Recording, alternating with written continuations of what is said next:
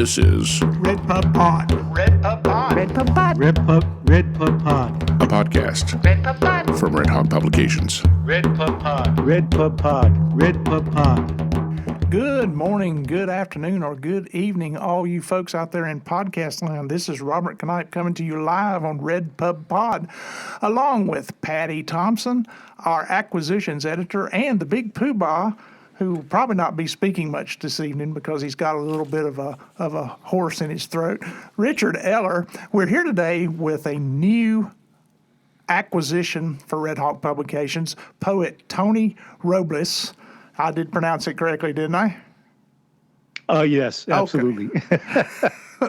Tony is an inhabitant of Hendersonville, North Carolina, who was born in San Francisco, was named the Carl Sandburg Writer in Residence by the Friend of Carl Sandburg in Flat Rock, North Carolina in 2020. He is the author of poetry and short story collections, including Cool Don't Live Here No More, A Letter to San Francisco, and Fingerprints of a Hunger Strike, both of those published by Ethereal Spear. But his newest book, Thrift Store Metamorphosis, is published by us, Redhawk Publications. Yay. Tony's also been shortlist nominated for Poet Laureate of San Francisco in 2017 and is a two-time Pushcart Prize nominee. He just received his MFA in creative writing from Vermont College of Fine Arts here in 2023. Congratulations, Tony, on getting that education. Hey, thank you. And you had mentioned something about a poobah. I too want to be a poobah of some kind. I'm not sure. Grand Poobah. Grand Poobah. That means that you wear the big hat with the water buffalo horns on it, being the Grand Poobah. I watched plenty of Flintstones episodes as a kid. I remember Fred and Barney, they had that. That's it. And Fred always wanted to be the Grand Poobah of the Royal Order of Water Buffaloes. Yeah. Oh, yeah. He sure did. For those of you out there, stop the podcast right now, go to your Google and Google the Flintstones. And when you learn about what that is, then hit unpause and come back. And then you'll realize how old we are. There you go. Yeah, well, pop culture, sometimes some of it never gets old, and the Flintstones is one of the things that doesn't get old. So, Tony, tell us about this new book. Tell us where it came from, what you're thinking here. It's called Thrift Store Metamorphosis. We all know what a thrift store is, but for those who don't understand what you've done with it here, go ahead and tell us what's going on.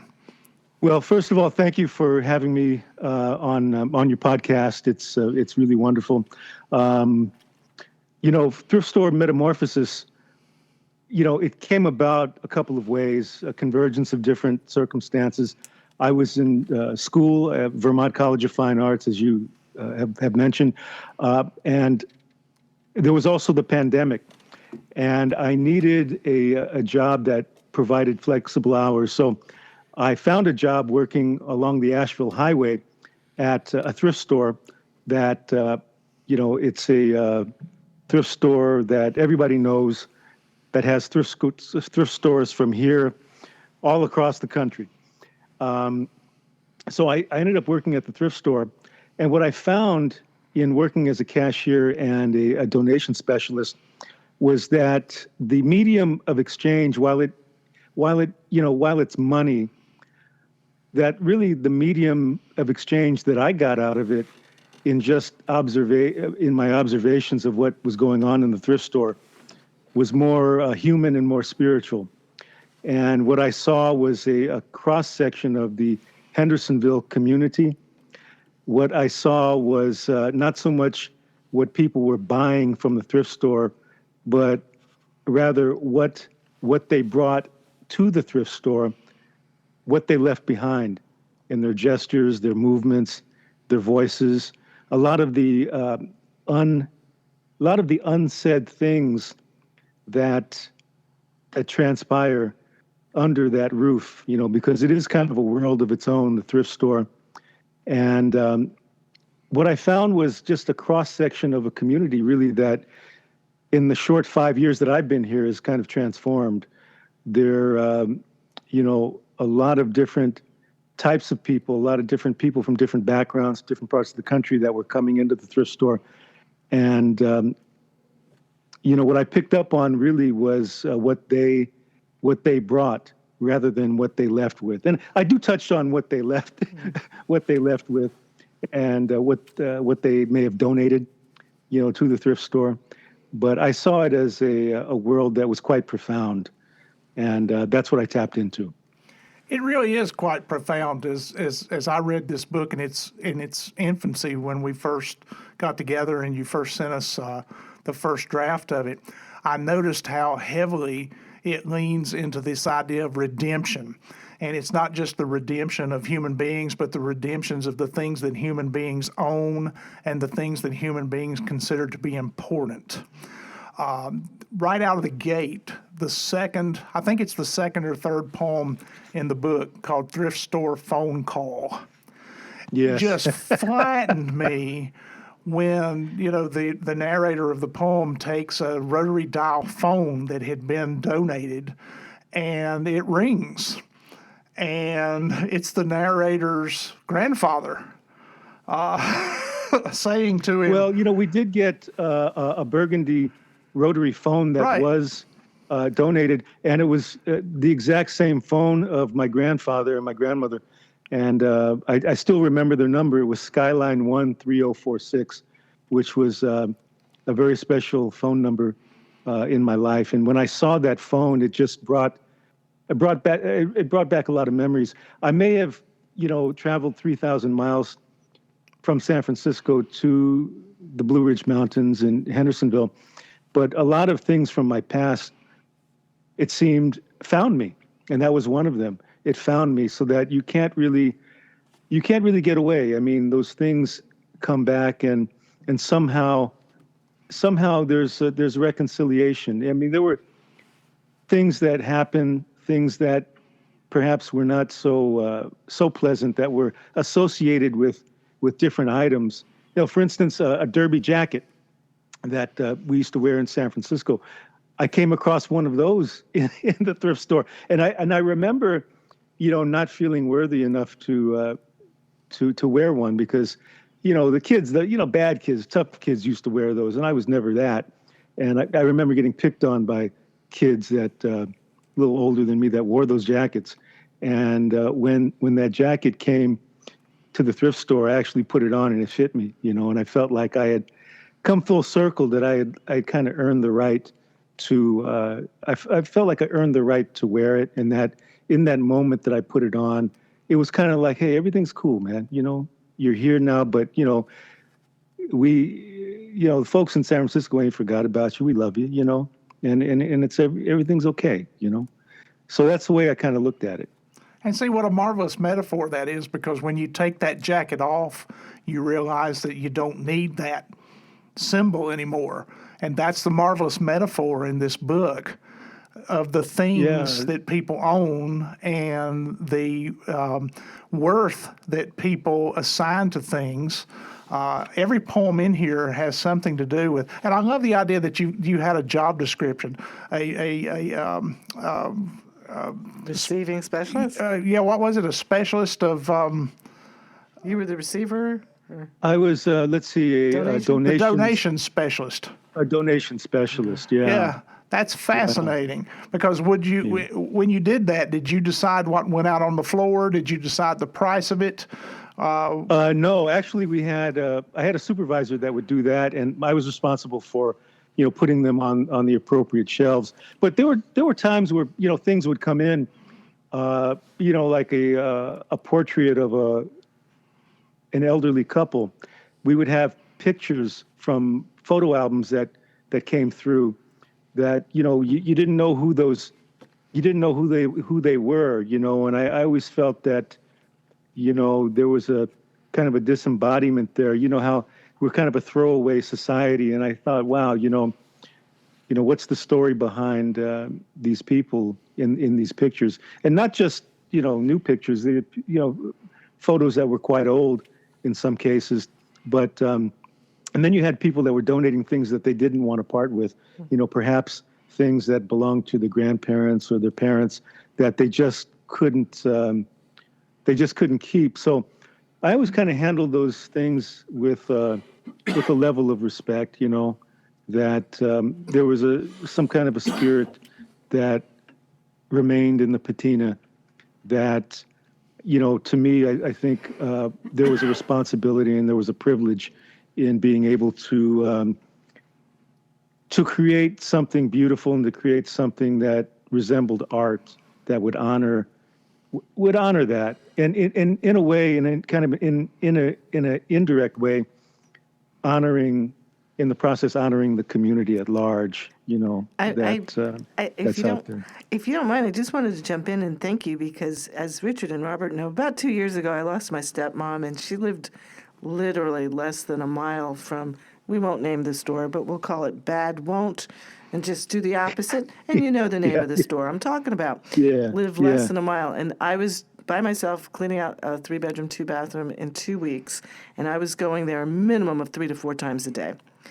And as I was determining what gets tossed, what gets given away to family, what goes to Bad Won't, and I solemnly brought them there, Tony.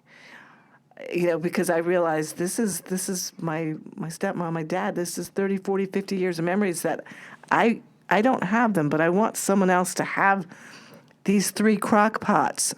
It's like she had so many of everything.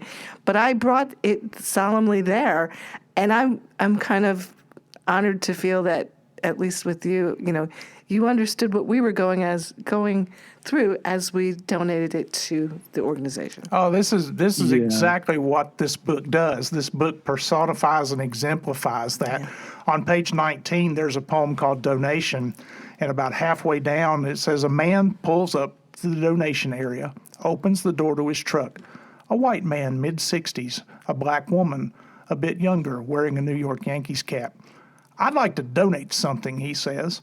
It is an old dresser with drawers, very old. It belonged to my grandma, the man says. But we're moving, and we don't have room for it. We pick up the dresser, place it on the concrete. Thank you, I say. Oh, this goes with it, the man says, lifting a large oval mirror. He sits it next to the dresser, and again I thank him, and they drive off, leaving me and Grandma.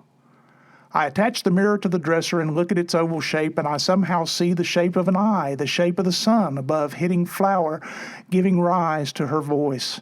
Be careful with me, she says. My legs aren't what they used to be. I touch her. You're fine, I say, running my fingers with the grain. I take a rag, and wipe away the dust, and she tells me a little bit about her life, a life lived against the grain. I lift her gently and take her to the sales floor where she will sit and wait. Tony, that's just great stuff. Yeah, I remember when that donation came through, and I worked with seniors and people with disabilities in San Francisco. I was a housing advocate, and my uncle, who was also a poet, devoted his life to that as well. So, seeing him and the way he dealt with elders, was a real example to me. And when that gentleman brought that table and the mirror, I kind of felt like I was encountering an elder, and we, at least in our culture and Filipino culture, and I didn't grow up in the Philippines, Filipino American culture. That's just something that we hold very sacred, and I wanted to, I wanted to recognize the sacredness in that as well. Are there any poems you would like to read to us? And by the way, Robert, well done for reading Donation. That was nice. It's just, his stuff just kicks behind. It's so wonderfully written, it just slides. Yeah. Just easy to read. If you can let me just reach over. Books are in a box, like 3 feet away. Let me just. Take your time. Yeah. Take your time. Yeah, let me just go ahead and reach over real quick. While he does that, I want to remind you that if you go to RedHawkPublications.com right now, you will find Thrift Store Metamorphosis. And if you use the code I don't remember what the Right code now, is. you know what? You can use COVID-19. COVID-19. Yeah. That's working for 25% That'll get you 25% off and free shipping right now. So Free shipping? yeah, free shipping. And as expensive as shipping is, that's like an extra 25% right there. Okay. So go to redhawkpublications.com and look over our wares, and especially pay attention to our second Filipino-American author, besides Fieli Matias, Tony Robles, Thrift Store Metamorphosis. And I think, Tony, you found something to read? I sure did, and again, I second you when you refer to Fieli. I mean, that he's a beautiful brother, you know, and that book he has, Ribi Didu Dada. I got to say that bounces and dances and pops right off the page. You know, it's beautiful, beautiful work. This is a poem called Assumptions. Oh, that's a great one. Yeah. Just reading that one. Yeah. So this is called Assumptions. The man walked into the thrift store the other day. His countenance I immediately discounted. To my perception, he was likely one of those ignorant folks, the kind that would have a Confederate flag license plate. It was something in his demeanor that soured me. He came to the register where I work as a cashier. He put down a pair of socks and a package of underwear. He reached into his wallet, hands trembling, and I remembered working at an insurance company years ago. A policyholder had sent in a handwritten letter.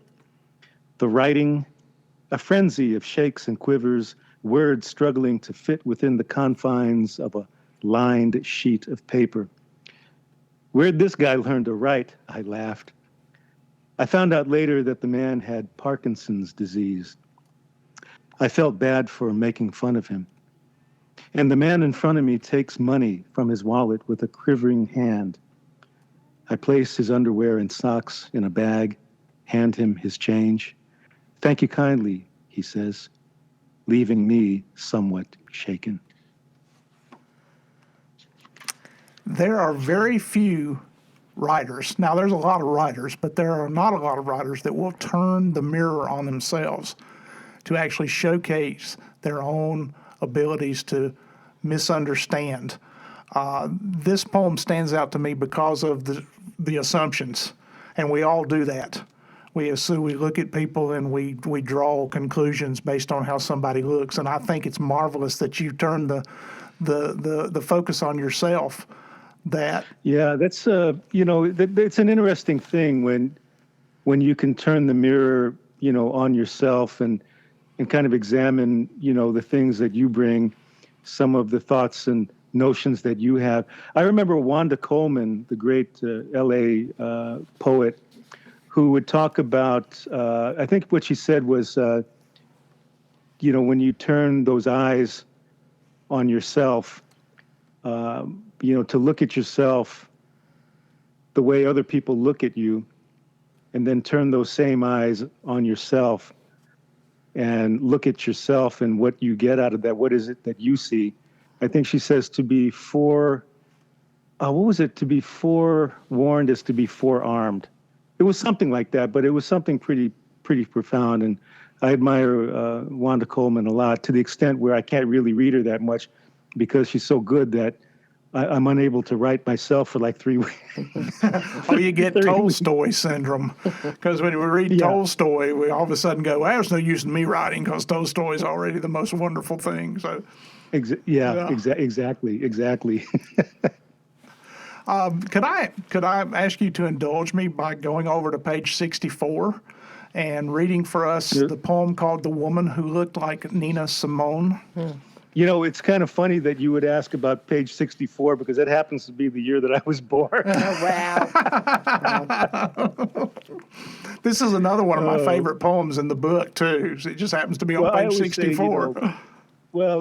I always, it's a source of pride for me being born in 64 because that's when Ali, won the title. And, we always thought of Ali, or Cassius Clay at that point, but Ali, I always thought as the people's champ. They always called him the people's champ.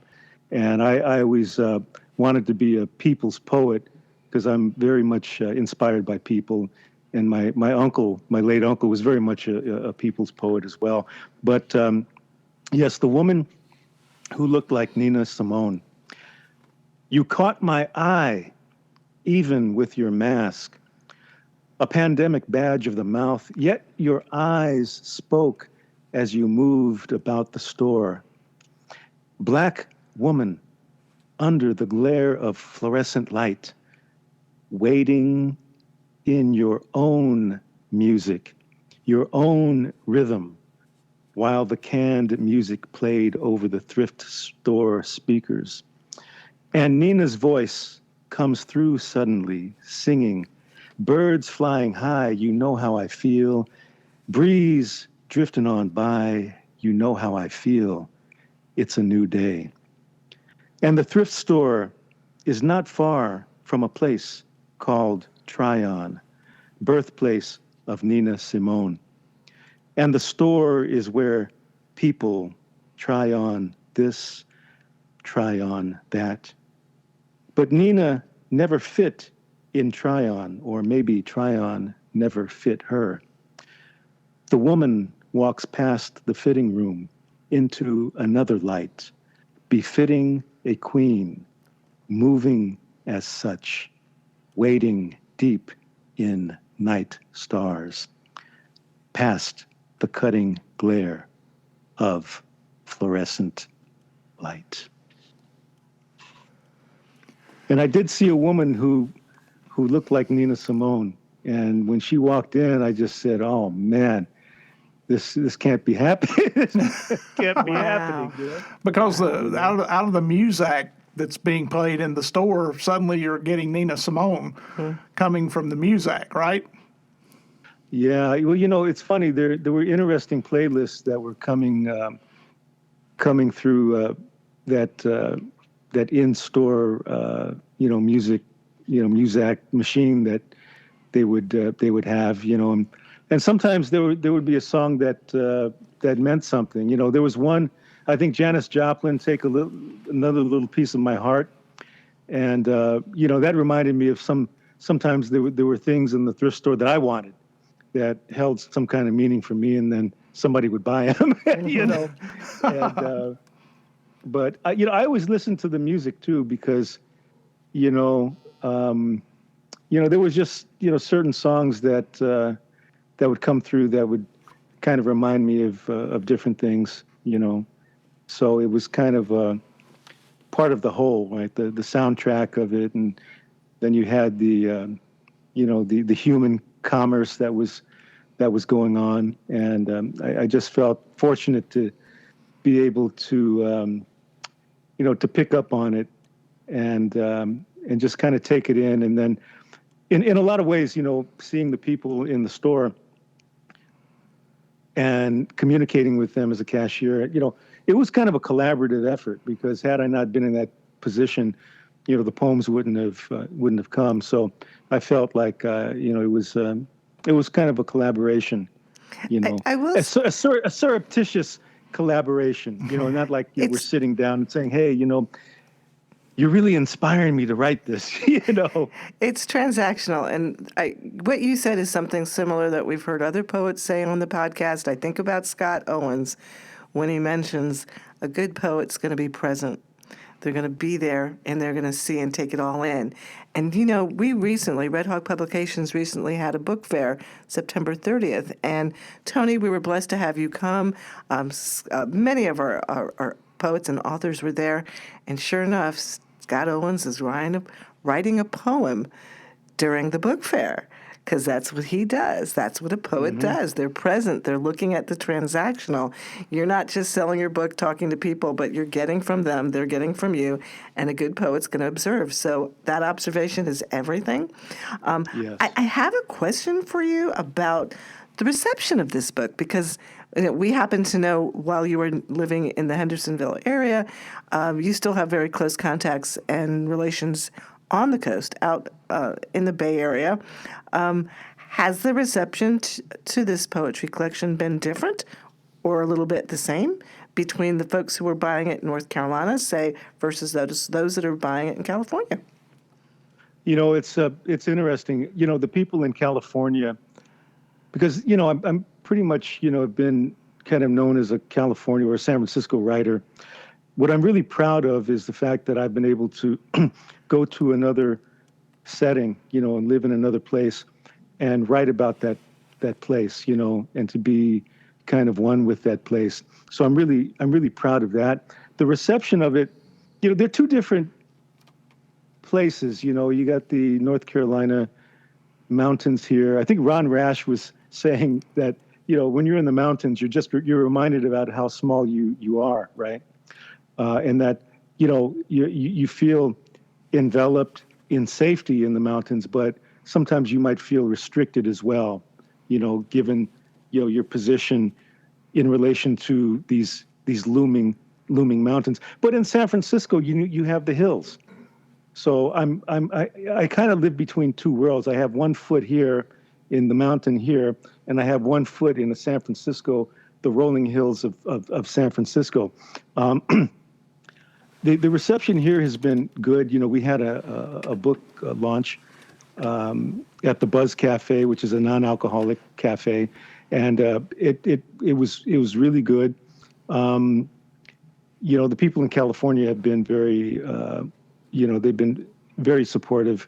They're just intrigued by, thrift store, right? Think, well, who would write about poetry about, working in a thrift store? But, just the two places are very, they're different because I think, in at least here, and mind you, I haven't been here that long, and, I am an outsider, right?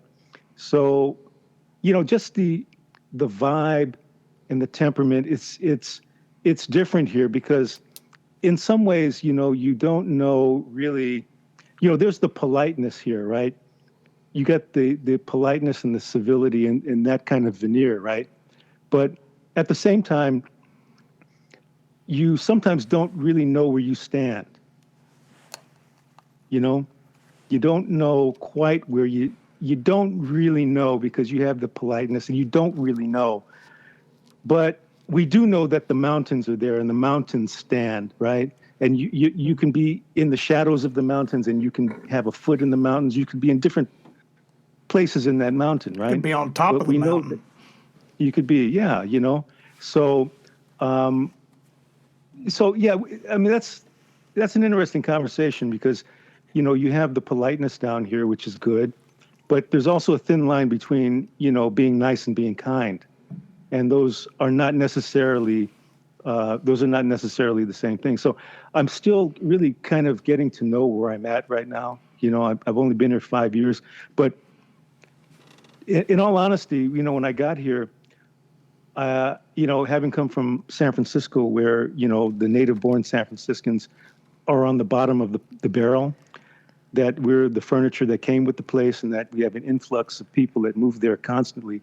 And we're kind of like the people that, that need to be moved out because somebody else with a more important job needs a place to stay, right? So when I moved here, I didn't want to... gentrification of those neighborhoods. Yeah, and, when I moved here, I didn't want to come with that attitude. I wanted to really give something. So, I was volunteering. I volunteered with... the Friends of the Library, and I delivered food for Meals on Wheels. I was doing stuff, right? And, with this book, I just felt like, it was also a way that I could respect what was already here. The people that were already here, the people that had deep roots. I reached out to the Black community, like, there's a lady down here that does a lot of community work. Her name is Crystal Cawley. She's with the Henderson County, this is the Black History Collective of Henderson County. So reached out to her. And so I really wanted to come with some respect. So what I'm hoping this book can be is just kind of like a document, a testament to what this community was at a certain time. Like, we have people from Micronesia that live here. There's a Micronesian community. I don't know if anybody's writing about them. I have some poems about them in my work, and they're interesting because these are island people now living in the mountains. It just makes you think. Well, how is that impacting them? How does it impact the way they see their lives? I just believe that this is probably one of the most important poetry books that we've published. And the reason being is because, first of all, it's very accessible because of your prose poetry. But secondly, it is an exemplar of Virginia Woolf's moments of being. When you mentioned Scott Owens about, we take it all in, a good poet pays attention to those moments. This book exemplifies what Woolf was talking about paying attention to the now, not thinking about the future, not thinking about the past, but being present. And there's a lot of being present in this book. And when you combine this idea of being present with your prose way of writing, do you find that that's the most comfortable way of writing poetry that you enjoy doing?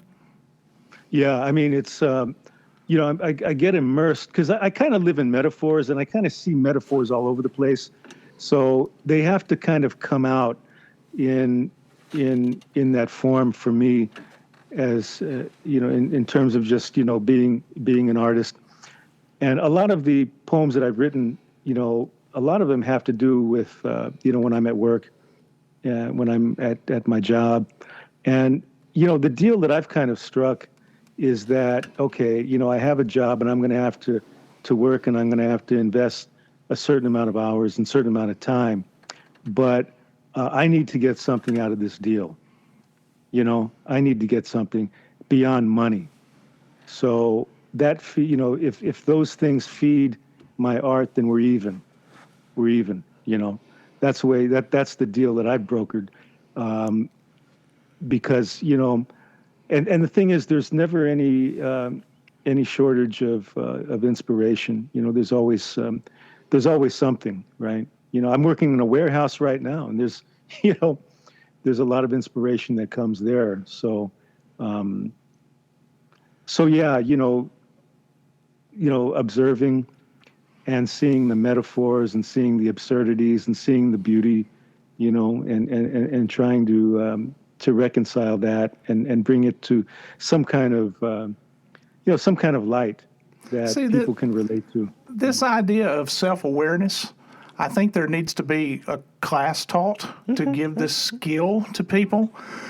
You mentioned a while ago about, when you came to North Carolina, you came with this self-awareness of, lots of folks who will immigrate into another state or another town or even another country will expect that state, town, or country to change to fit their vision of that place, whereas it is our responsibility to bend a little or bend a lot.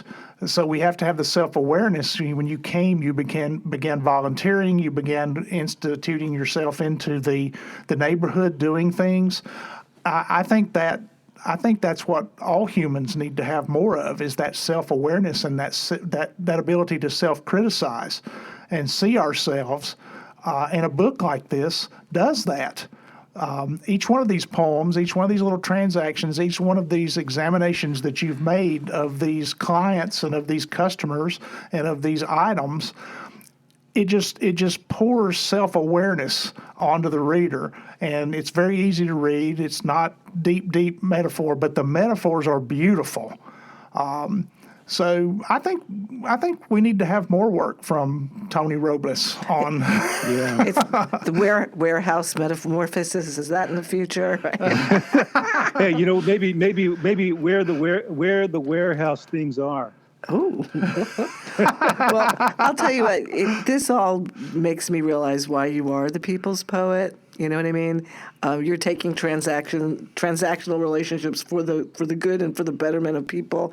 We've talked about island life, when you've got family that's in Hawaii, and it's like, that you don't want to impose your culture or your strong ways on other people. When you go to different places, you and I know that you have to kind of sit back, relax, listen. Yeah. You blend in. You don't want to come off as tantara, and you know what that means, right? So, Yeah. so I look forward to you coming to Hickory. I'm hoping and praying you'll get a slot, maybe at Tasteful Beans at Scott Owens' place, and we'll have longer chats and conversations. But I see another pushcart nominee in your future. I won't go into more detail on that one, but thank you. Well, I appreciate it. And, like I said, there were so many metaphors at the thrift store. There was a poem in here called "Slipping into Darkness," and I'm a big fan of 1970s type music, and that was the name of a song by the group called War. Slipping into dark. I don't know if you remember that. Oh, of course we do. Slipping into dark. I love that band. And but anyway, the clothes would continually slip off the hangers at that place. I'm telling you. And we always had to be on guard because the boss didn't want any of those clothes on the floor. And I was just thinking that those things that slip, it's like that's like our lives, slipping. And they just, one after the other. And then sometimes you didn't even see that it slipped, and it's on the floor. And you try to pick it up and you put it back. Those are things, maybe those are failures, right? You pick those things up, try to make them right, put them on the hanger, make it right. But there's always something that's going to fall again. And you just got to, pay attention and keep pushing through, when you can, I mean, it's like it's very easy as human beings for us to slip from our hangers and find ourselves at the lowest of lows. But it's, usually by the help of another human being that we get picked up, rehung, and get a second chance. And this is all about redemption. It's all about second chances. Thrift stores are where items that people loved go to become loved by someone else. And it's the same way with human beings, how they can live a life, love and lose, and then find again the same kind of love and laughter. There's in this very poem, Slipping into Darkness, you write about decanters of second-hand laughter on shelves and a dangle of price tags, nipping at fingers' shaded tips, slinky, slippery, stoic, hemmed and tangled, garments concealing folds of folly's fields. Jesus. Listen to that crap. I don't know That's how wonderful. I have no idea how I wrote that, but it's just funny. You have all of these different items, clothing for all seasons, right? And all the seasons of life, And I'm just happy that Redhawk picked this up. It was really a labor of passion and love. Well, we really appreciate you giving us the opportunity to publish it because And it's an finding honor us. to do it. Yeah, and finding us. And Thank you. allowing us to do it in this relationship we have. I hope it goes forever and ever. Tony, thank you so much for joining us today from your hidden bunker out in Hendersonville. Those of you who are out there listening, Tony's book is available at redhawkpublications.com. Tony, before we go, you need to say RedPubPod. RedPubPod.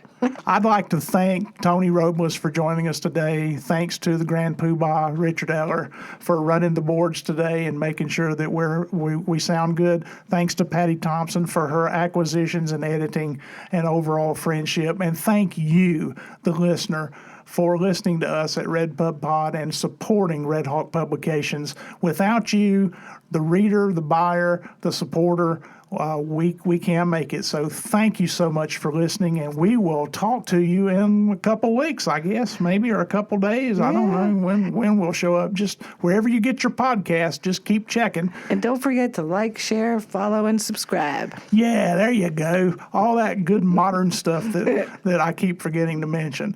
But do definitely go to our website and buy something, will you? Okay. Thanks, everybody, very much, and we'll catch you on the other side. Tony, thank you.